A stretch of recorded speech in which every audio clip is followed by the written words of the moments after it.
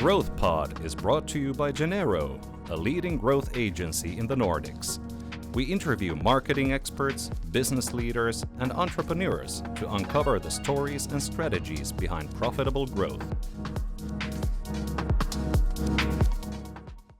Sondre, thank you so much for coming on the show.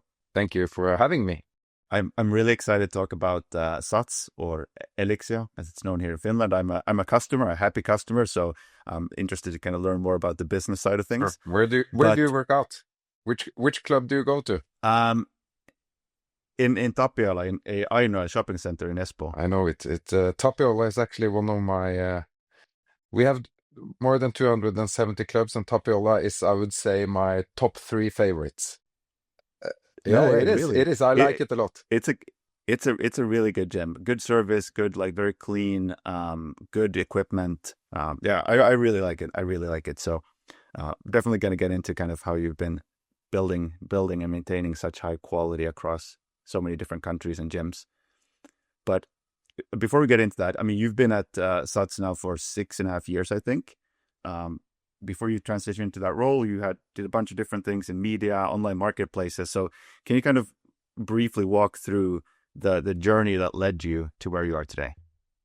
Well, it's. I think what's important for me is to work with the product or service that I use myself, and with the brand that I love myself, and with the product and service that are doing something good for society. And that has been, I need to, for me, work is not only a job. It's a lifestyle. It's a way of, it's affecting my whole life. So I need to have passion for what I do.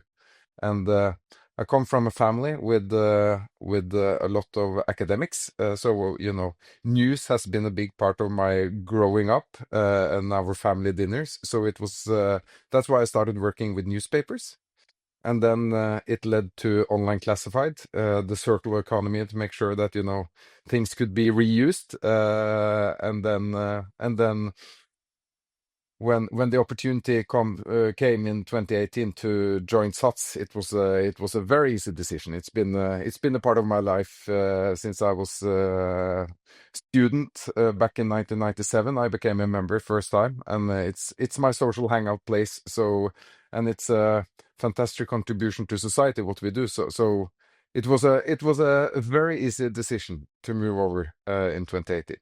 Okay, I definitely want to get into the kind of business side of things, but you mentioned the impact, and your mission at SATS is, I think, to make people healthier and happier. And in kind of your reporting, you've outlined some of the impact on kind of public health, and you measure it, for instance, in terms of quality adjusted life years. So can you talk about, like, the kind of, what does it mean for the public health to have people working out? Like, what's the measurable impact that you're having? Oh, it's highly relevant, and I think you said in the beginning, before we go into business, let's talk about the effect you have on society. But for us and for me, that's luckily it's the two sides of the same thing. I'll come back to that, but we have a tremendous impact on the society, and if you look at the society today, despite what many people believes, that people are working out maybe much more outside, or they're working out a lot at home, etc. That's not the case across the whole of Europe. After COVID, people have been working out less outside and less at home. So and inactivity is one of the biggest public health challenges we have in the society. More than 90% actually of the sick leave in the Nordic countries comes from life diseases, like coming from inactivity, stemming from bad mental and physical health. So to get people up from the couch, to get them into activity, that's super important for us, and it's something we focus a lot on. And we have more than 45 million visits in our gyms throughout 1 year.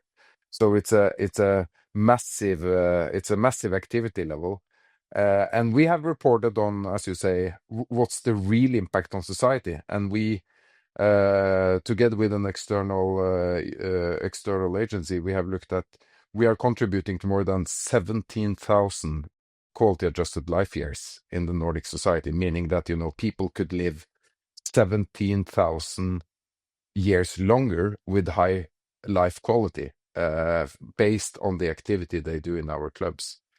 So we believe that, we have a strong contribution to society, and to get people going, to get people motivated, to let them keep their training habits, to positively nudge them to visit us again and again and again. That's extremely important for us. And in Tapiola, there's also a lot of senior members working out, as you have seen in the gym. And for many of our members, basically our club is maybe their only social arena. That's where they meet people. That's where they socialize. So it's also important from a, so to say, mental health point of view in the society that we create these meeting places. That's been really interesting for me to kind of notice. And I've not been working out, let's say 10 years or something like that, but there's been a big change. I mean, it's gone much more mainstream. It used to be kind of this bodybuilding, quite niche. And now, like at my gym, I see lots of teenagers, girls and boys, lots of older people, everyone really. And I think I read that kind of the gym market in the Nordic countries is the highest, most advanced in terms of penetration. So what do you kind of think is going to happen over the next years? Are we going to see this increase? Just the gyms are going to become even more popular, or are we kind of at the point where the market is kind of getting a little bit, demand is tapering off? We strongly believe that this market will it has been growing for many years, and it will continue to grow. And you're right, we are, if you look at the share of the population which is actually paying for access to a gym, it's high in the Nordics compared to Europe. The only area, actually, US is a bit higher than the Nordics, but it will continue to grow. We see that young people are working out more than the older people, so the younger generations are more active, luckily. And they are active in the gyms. That's the area with the highest growth in terms of activity for young people. And then we see that they maintain their habits as they get older. So you will, over time, you will see a higher share of the population being active and working out in fitness clubs and in gyms. And then our product offering is developing. So we develop product that has a broader target group. So you get more and more people, so to say, into the gyms that maybe earlier felt it was a big barrier to enter the gym when you had a lot of bodybuilders and strength focus, which is not the focus anymore. And also with the higher senior share in the population, as we know, a big share of the population in the Nordics in 10-15 years will be above 60 years old. They have a lot of time, and they are very focused on living a high quality life, even if they get retired from work. And then staying active is a big part of that.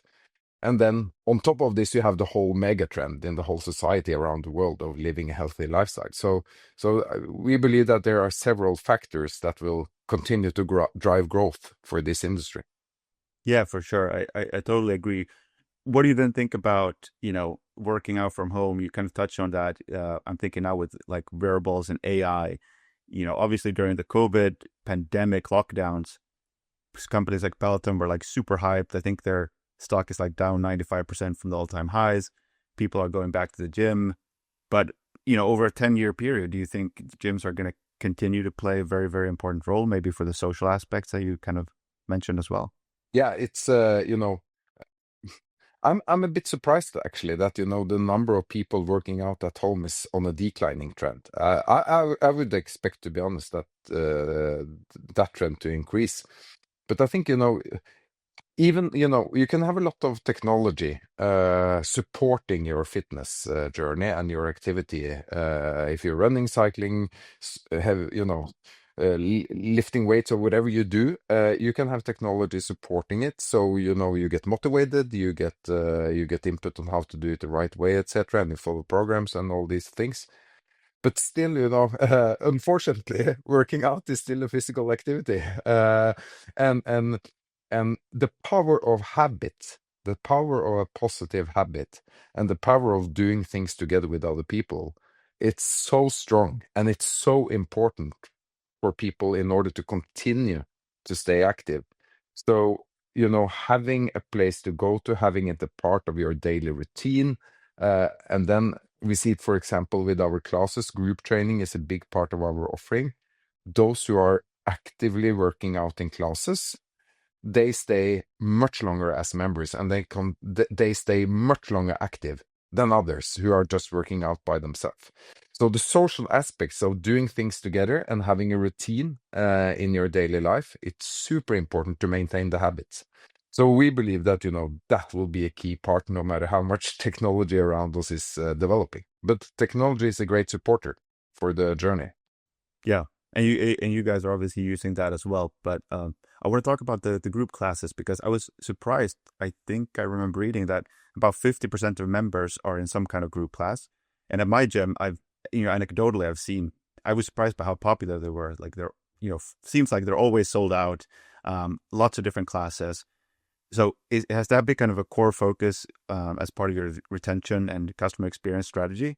And how are you able to kind of differentiate in that? Because there's lots of classes that people could potentially take. Yeah, I think the whole focus around classes that's mainly where we are differentiating from competition, right? If you look at the different players in the Finnish markets, for example, there's a lot of gyms. There's a lot of players. Actually, Finland is the market in the Nordics with the highest gym penetration compared to the population. Yeah, Oh, so really? it's a lot of gyms. But where we are really differentiating is in terms of the product offering and having this strong cluster. So we are very much focused on, a few cities, having many clubs in those cities. So, members can find a club close to where they live, close to where they work, etc. And then having this enormous variety of classes, both in terms of different types, but also in terms of number of classes, it's very important. So yes, that's key. And as you said, around half of our members use it. And what we see is that the lifetime of those members joining classes is much higher because they stay active longer. And we see, the strongest growth now in terms of number of people going to the classes, much stronger than on the fitness floor. And we're launching continuously new concepts. We're launching, we have a lot of focus on yoga, Pilates, running, HIIT classes, etc. And also hot studios, as we're building some in Helsinki now. So that will be one of the main drivers for growth for us going forward. And then it's so important for us to keep the members active, because there we're coming back to what we talked about in the beginning, the link between public health and business. For us, that's two sides of the same story, because most of the people leaving us, more than 75% of those members canceling their membership, they don't do it because they go somewhere else. They do it because they become passive. So for us to keep the members active is so important. Then they don't cancel. Our active members, those who visit us, once a week, they are super happy. And they continue their membership. So having people joining classes is also an extremely important contributor, both to public health, but also to our, so to say, business side of things, because they continue their membership longer. I would not. I would have guessed that most people end up quitting because they move somewhere else. But that's really interesting. And it must be really great to be in a business selling a product where it is actually very good for your customers. The more they buy, the more they use, the better they feel. And this is we are a stock listed company, and this thing is something we spend a lot of time to the financial market to try to explain, because many people believe that the way of making money in this business is to have a lot of members who are not visiting you, because then you don't have a lot of cost, but you have the revenue. But they leave, people. Luckily, we are irrational, right? So if you haven't used your subscription no matter what type of service you pay for. It varies, from Spotify to Netflix to newspapers to gyms. It varies how long it takes from consumers stop using the product to they leave.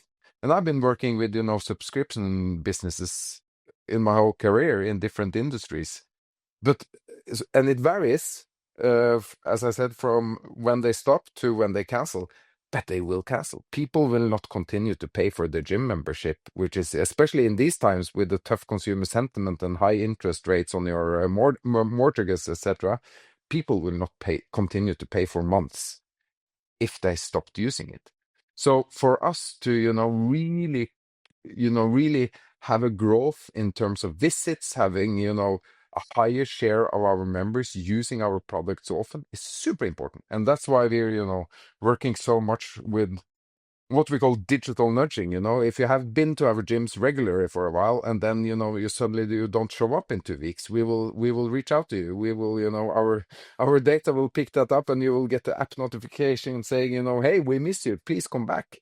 And it's, of course, because our vision is to make people healthier and happier, and you don't get healthy and happy if you stay at home.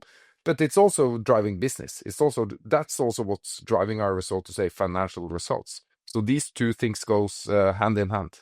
Yeah, totally. I mean, it's really, really a sweet spot, and the strategy seems to be paying off. You're growing. Number 1 in Norway, Sweden, Finland. Number 2 in Denmark. So the biggest chain in the Nordics. And one of the metrics that you track is customer engagement, and that is going up as well. So that kind of speaks to the impact you're having. You mentioned kind of the digital tools there. So can you talk a little bit about the opportunities there are for creating a better customer experience, increasing customer retention with those types of tools? I'm thinking specifically, I have the SATS app, and I get some data, how many visits I've had and so forth. But I have a different app where I track all my reps and sets and kind of get the that kind of progress. And I would love to have everything in the SATS app, feeding me kind of insights and analytics on how I'm doing, things I can do better. I think that would make it harder for me to leave as a customer if all my data is there. So can you talk about kind of the opportunities in that space? No, it's super important, and our app is, of course, the glue, as you say, to customers, and we see a lot of engagement in the app, even if people are not coming to the gym. So it's also a way of, so to say, making sure that we motivate people to come to the gym and actually visit us. And the app, we have around 40,000 unique users every day in the app. So it's quite massive. And of course, you use the app to check in, you use the app to book your classes. So we have a lot of data about, when you've been with us, what you have done, based on where you live, your demographic data, etc. So we can also then target communication and target product development. And it's super, for us, these data is, I'll come back to the consumer side and the member side, as you say, but this data is extremely important for us in our daily operations, because it means that, for example, on the group class schedule, we use this data, continuously to make sure that we have the right schedule, and that because we have a lot of products and we cannot have all the products in all the gyms. So we need to use the visit data to in a way distribute the products in the cluster to make sure that everyone has access to all products, even though we don't have all products in all the gyms. And then when it comes to the member side of things, it's you're right, it's super important, and there's no limits for what you can do, and the types of data, etc., you can make available in the app. We actually have this this service, as you say. You can track your reps and how much weight you have on the different exercises, and you can follow different strength programs, etc., in the app. The penetration is it's growing, but it's not growing, or it hasn't become like a big success from when we launched it. And I think the reason being that in this industry and in the fitness world, there's so many great free digital programs, free digital apps, etc. So I think it's difficult to get members to do everything in our app. I think we just have to live it. And this is also back to Peloton. You mentioned Peloton, who have, seen a big decline in the share price. I think, this is why it's also so difficult to really be profitable in digital fitness. Because if you have, we tried during COVID as well, right? We launched our own home training solution, digital solutions, etc. And it's really difficult to make that business profitable because the global universe of free content when it comes to training is just tremendous. It's nearly one of the biggest categories after music and movies. So it's, which is great, because you can get a lot of inspiration in the digital space for your fitness journey. But we try all the time to develop different features and make, our members get benefits from the app. But I think we just have to realize that, we can't cover it all. Yeah, that makes sense. So there is that tracking feature in the Yes. SATS app then, Yes. as you mentioned. So see, I didn't No. even know about that, and I would We have. probably Exactly. should communicate it better. No, it speaks to what you mentioned, is that, there are all these apps out there, and people are using all kinds of different solutions, resources, and getting, it might not make a lot of sense for you guys to get. You don't need to do it all. You can be the place where people come to use. No, but use those you're apps. absolutely right on the point in terms of retention. The more data you have in the app, and now we're testing it in the beta version now, for example, that you link, if you have Apple Watch or Garmin Watch or Sunto Watch or whatever type of watch you have. For example, I have this Garmin Watch. We will soon launch it. We have now in beta that you link that to the app, so we get all the data from that into the app as well. So you're absolutely right. From a retention point of view, the more data and the more interaction we have with members in the app, the more difficult it is to leave, right? Because that's the place where you have a lot of data. Yeah. I want to talk about, as a clear market leader, I'm guessing one of the things that kind of like top of mind for you is obviously, yes, increasing engagement, getting the retention up, but also just increasing the overall size of the market. And I know so many people that I know could become really active users, but they've never built the habit. And there's often a big threshold. Like the gym can feel a bit scary. You don't know how to use the machines. You don't know how to program. So are you thinking actively about this, like lowering the threshold to create the, taking penetration from 20% to like 30, 40%, which realistically, it should be somewhere up there. It should be much higher than it is now, even though we have a high penetration. So how are you thinking about kind of like increasing the overall market? No, you're absolutely right. And I think, in this area, it has happened a lot over the last couple of years. And for us, it's, we want to be a place for everyone, and we want everyone to feel included. We want everyone to feel safe, everyone to feel welcome. And having, for example, having staff, you see, most of the growth in this industry is coming from low-cost gyms with no staff. And for us to have staff, we have 10,000 employees in SATS. They are all trained and very competent and very passionate about what they do. And for us to make sure that we, so to say, we have this variety of product, we have this welcoming atmosphere where, the barrier to entry and it will be easy to get help. You will have a free PT session when you join, so you can, get to know the fitness floor and get to know how the machines work, etc. So all of these measures are super important. And we also see that classes, especially a lot of the newer formats now, are really, so to say, low barrier to entry. So, you see that people, for example, even if they haven't been running a lot, they can join a indoor running class because they can walk instead of running. You see that the category is growing a lot with yoga and Pilates growing a lot. Those are, super important classes, but the barrier to entry is actually a bit lower than maybe entering a class with a lot of choreography, etc. So there's a lot of things we focus on to make sure that, people really feel welcome.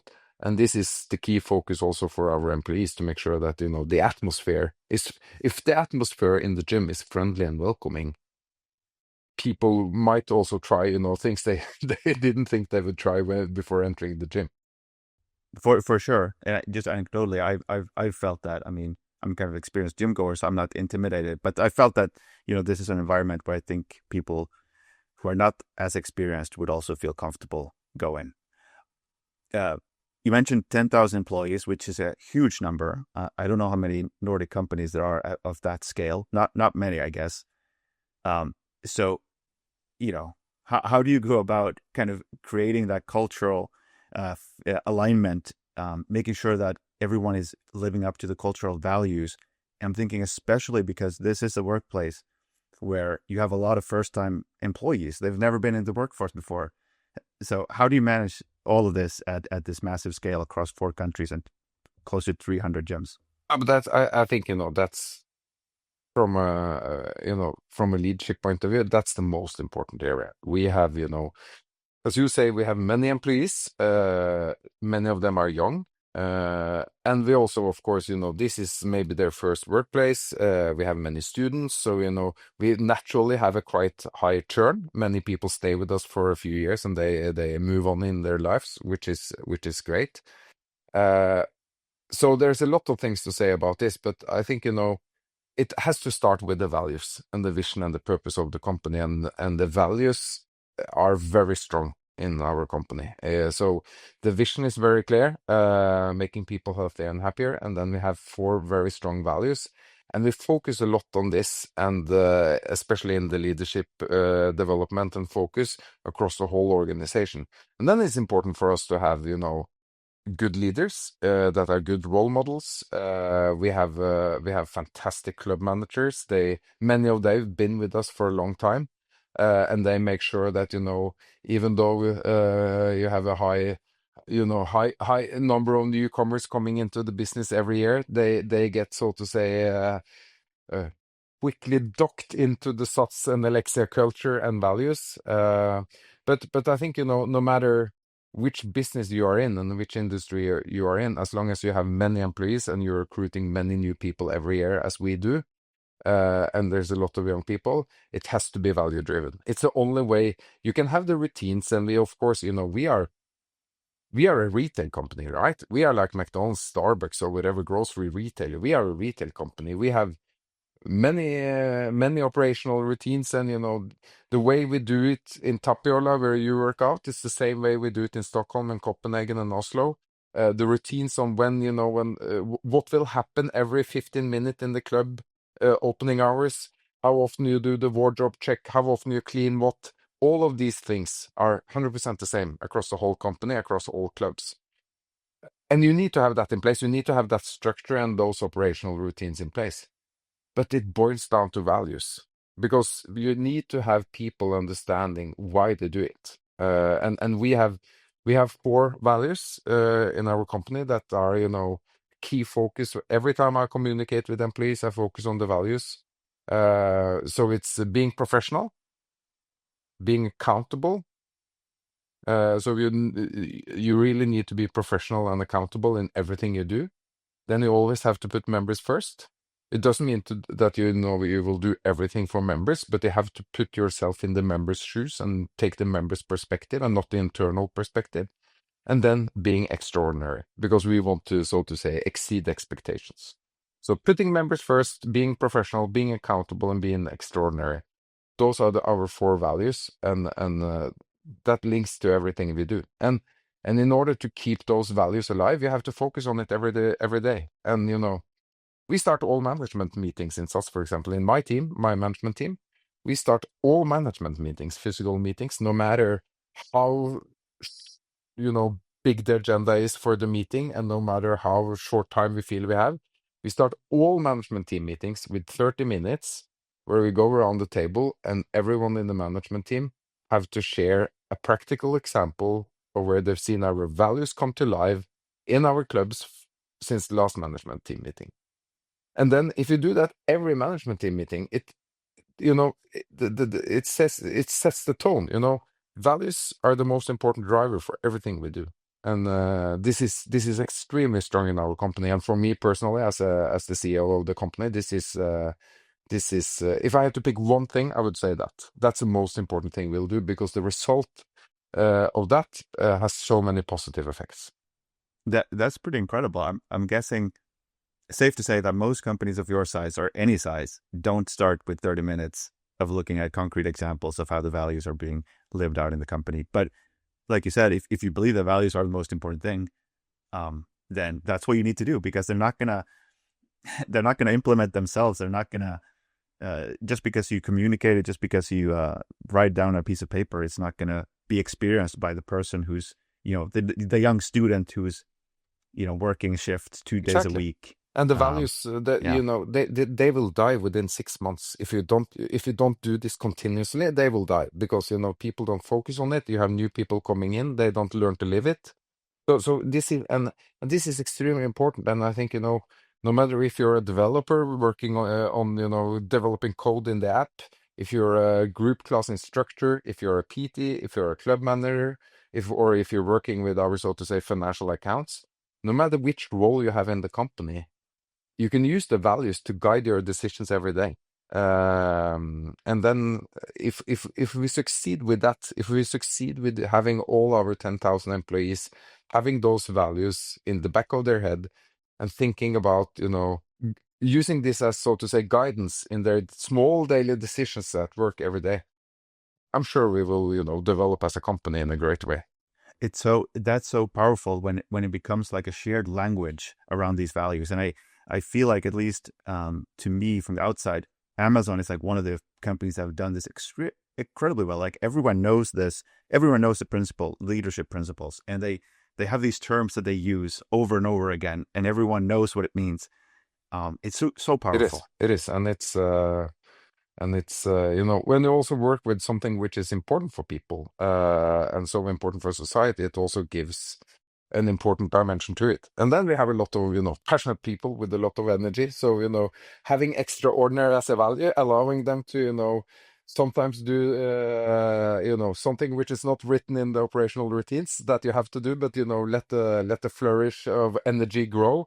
That's also fantastic. Just out of curiosity, do you have a process in place for kind of like surfacing those type of, let's say there's someone at my gym who does something extraordinary. Like, do those stories get shared inside the entire company as kind of how do you go about kind of trying to share those kind of stories and There's examples? you have a lot of the informal channels, as we say, since we focus a lot on this every time we meet, a lot of these stories will be shared in different meetings. And, we will, every time we lift, every time we gather a big employee group, etc., we will always share a lot of these type of stories to inspire others and to acknowledge the great effort. And then, of course, we have a digital workplace where everyone is quite active, and we use a lot of the time to share stories here. And then we have, as a big part, all the marketing we do is basically digital, and we do very little offline. And then, having member stories, sharing, how important being a member at the Lexero SATS is for them, and, sharing stories about, this unique journey with this GX instructor or with this personal trainer, etc., is also a big part of our digital communication. Yeah. I want to talk about one thing that's obviously had a huge impact on your business, which was lockdowns. So can you kind of briefly kind of walk through what was that like, having shut down the gyms, and what were some of the key critical decisions that you and the team made that allowed you to navigate that and get through on the other side? Oh, it was actually it's interesting because now today it's the 14th of March. So it's 2 days ago on the day it was 5 years since we closed all our gyms. So the 12th of March at 6 a.m. in the morning, we took the decision to close all our gyms. We did not have a clue then that the society would also close down over the next coming days. So we took that decision because during the days before, we had seen a lot of COVID in our clubs, or at least we had gotten an indication of it. And the thing is, if you just take a step back, we thought we were quite well prepared actually with COVID, because when we started in February and January to hear about these stories, and if you turn ahead back 5 years, you remember in February 2020, you had these maps of Europe with these red countries, and Scandinavia was green, but you had these red countries, especially Austria, etc., and the Alps, skiing in the Alps, etc. And actually, several weeks before hospitals in Norway had the same rule. We had the rule that if we had employees who have been visiting those countries, they had to stay out of work for 2 weeks when they came home before coming to work. So we felt that, we had taken a lot of actions and procedures to be well prepared. But the 11th of March, we got a lot of phone calls from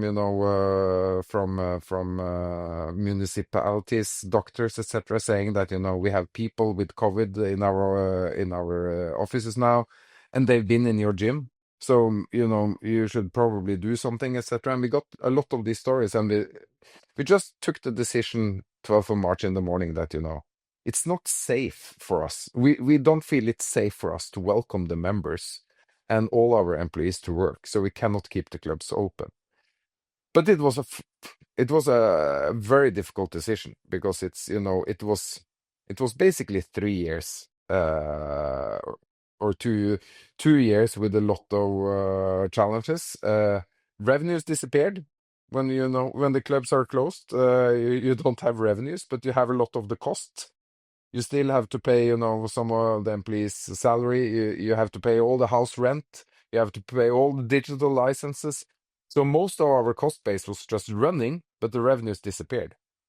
So it was extremely challenging for us as a company. We took some tough decisions. What was important was to reduce, so to say, what we call the cash burn. We temporarily laid off a lot of employees. Luckily, most of them stayed with us and came back when we opened again. We communicated very closely. We decided not to shut down communication to members and employees. A lot of players in the industry just, they closed the gym and said that, let's not communicate to our members, because if we remind them that we are closed, they will leave. We took a totally different strategy. We said, even though our physical gyms are closed, let's try to do whatever we can for our members so they can stay active. So, the day after we closed our gyms, we had a digital service up and running with live group training classes you could do from your home on the phone with your known instructor. So we did a lot of things and communicated a lot with members, which was very successful because we lost fewer members during COVID than many others. So when we reopened again, luckily, our fantastic club managers, they stayed with us. We didn't lose a single one nearly. So, we had our fantastic employees, and I'm so grateful for that. They stayed with us. And so when we opened the gyms again, we were ready.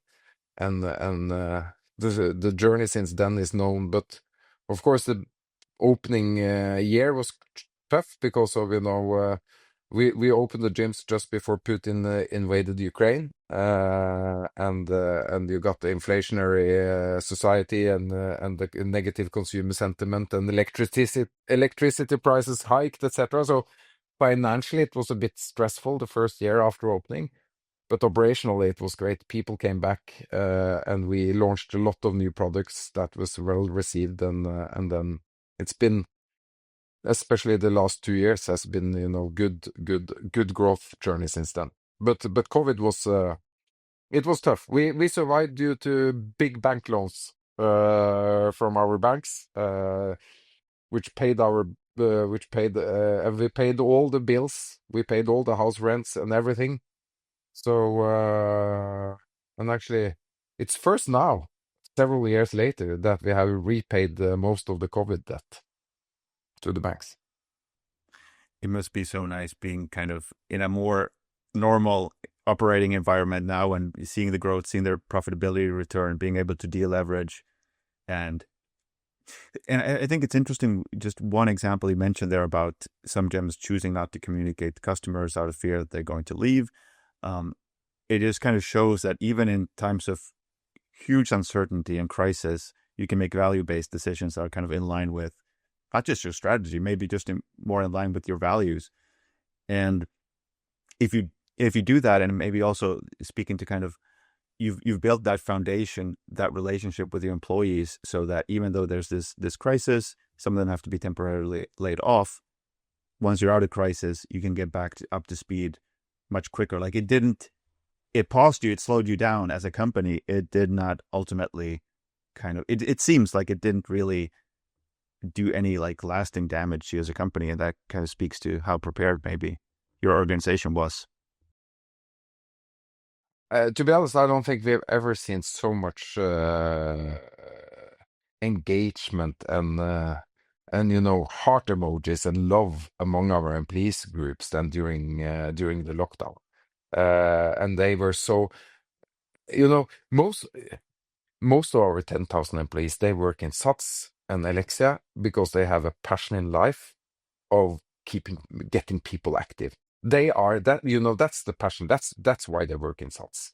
And then to, during COVID, for us as a company, not to be able to deliver our products, not to be able to, create the energy and to get people active and to, we have so many people working out with us. And, as I said, this is their main social arena. It's a big part of many members' life to stay with us. So to close the clubs and, to hear all those stories about, how this had dramatic negative consequences in people's life, it was horrible. So no, I'm happy. It's it's in the past, and then we hope that, even though the world is more uncertain now than in a long time, hopefully we will not have a new pandemic. Yeah, hopefully. Is there anything from that period? I mean, it was a huge unforeseen crisis.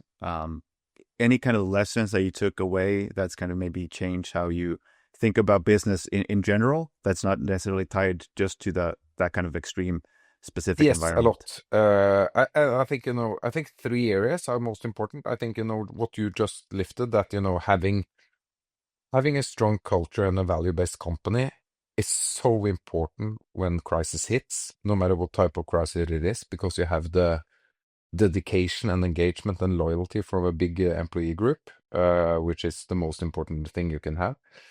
And then secondly, that, you have to be quite structured and disciplined, and you have to be well prepared for different events. And I think, the operational routines we managed to get in place during COVID was great, but it took some time because we were not well enough prepared in terms of having, increased cleaning routines and all these things. So to have, clear procedures and operational standards are super important. And then lastly, I think, and we've been working quite a lot with that since COVID, because, we were in all the Nordic countries, we were put in the same category as nightclubs and bars. Even, in all the Nordic capital cities, bars were allowed to open before gyms. That's Politicians, crazy. it was crazy because gyms had this crazy view in society and among a lot of politicians that, this is a place for young guys that just want to build big bodies. They had no clue about how important we are as a part of society. Most of our members are female members. We have a lot of seniors. We have a lot of young people. So we felt that, there was a very low level of understanding our contribution to society and our contribution to the public health and how important we are as a public health contributor.